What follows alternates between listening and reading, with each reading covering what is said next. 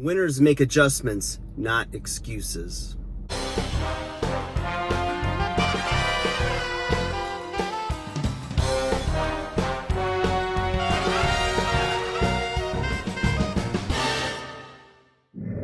Hey guys, welcome back to 5nothing100nothing.com. I am Fugit, and that stands for the fittest underdog guru using intelligent tactics. Guys, today I want to talk to you about what winners do when times are tough, when the chips are down, when the deck is stacked against them, whatever you want to use. But, we go through ups and downs in life. That is life. It has the good, the bad. You take them all. And there you have the facts of life, right? As the old song said, the old sitcom opening little jingle. Way back. You got to go in the way back machine, or maybe Google it or put it in YouTube. You will find the facts of life song. Not that I'm a fan of, but, old stuff used to be really catchy. I don't know what it is. Maybe it's just childhood. Maybe they just had better writers. Who knows? It's off track, though. I know that for sure. So, guys, when things are going bad, right? I think we have a very superficial view of what winners are. Like, we think in our minds that winners are the ones that no matter what happens, they just seem to win. And we almost have this idea, whether we really think about or visualize this or can logically explain it or not, but it's almost like they just win. Like, if things go bad, they just don't go bad for them. It's like they just are passive in the winning that they do, right? It's like almost like they just, every lottery ticket is a winner, every light is green, there's never traffic jam, whatever. There's, we just think that they just win, and somehow it's magical and they just were born for that lot in life. But that can't be further from the truth. Some people do get lucky. There's an old saying, even a blind squirrel finds a nut sometimes, right? He just stumbles upon it. And right place, right time. That happens to everybody. But if you look at a track record of winning, somebody who tends to get a lot of victories in their life, right? They are successful, they have good relationships, they seem like they're in the right place at the right time, like that blind squirrel. But what really is going on is that when things go bad, they don't make excuses. Like, the stock market's down. There's nobody hiring for my set of skills. There's this, there's that, right? They're always the receiver, I should say, of bad news. And they just now have earned the right to complain about it. And that gets you nowhere, okay? When things go sideways a little bit, what you do is you make adjustments, okay? I'll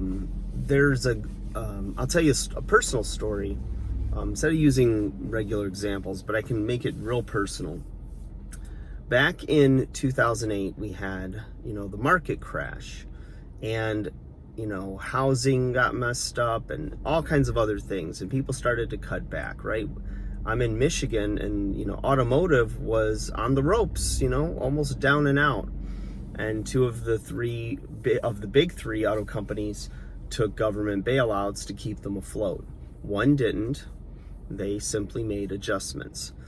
Personally, I, being in the personal training business and knowing that personal training can be for most people, more of a luxury expense.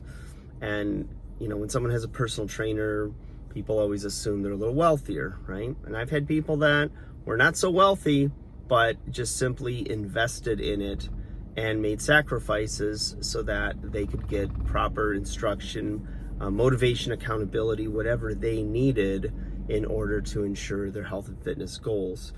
And so, but personal training being a little pricier, you could see how that would be one thing that would get cut from somebody's budget because it's not a necessity when they have to scale back for a period of time. So what I decided to do was to scale my business, and instead of training one person for 1 hour for a large fee, instead what I started doing was offering half-hour personal training sessions, and also, and of course at a discounted rate. But on top of that, I also offered small group training. So groups of 2 or more could get together, and the more people they had, the lower the cost for each person was. So for instance, if I charged $65 an hour for personal training and then went to a 30-minute session, I would charge $35. So people would say, why would I, pay a little bit more than what half of 65 is? I'm like, well, because I'm also going to be giving you something to do in that other half hour on your own. So it's like you're getting the value, because really what it is people needed to just get in the door. And knowing that they had a commitment, they were paying somebody that was waiting on them, they were sure to get in for their workout. Okay, so as opposed to self-motivation or willpower, now it became accountability. They had an appointment, they knew it was going to cost them, so they made the appointment. So for 30 minutes, they could do either exercises they knew and that we had already went over before, or ones that they were comfortable with not doing with the trainer, and or they could do some cardio work, which meant treadmill, jumping rope, going for a walk, whatever it is, something where they don't necessarily need a personal trainer right next to them, assuming there's no health issues or reasons why they would. So that helped me, because if I discounted for 5 people, they might be paying, so for instance, I had small groups where I had 5 women that all were training for 30 minutes with me, and they would each pay $15. Well, do the math.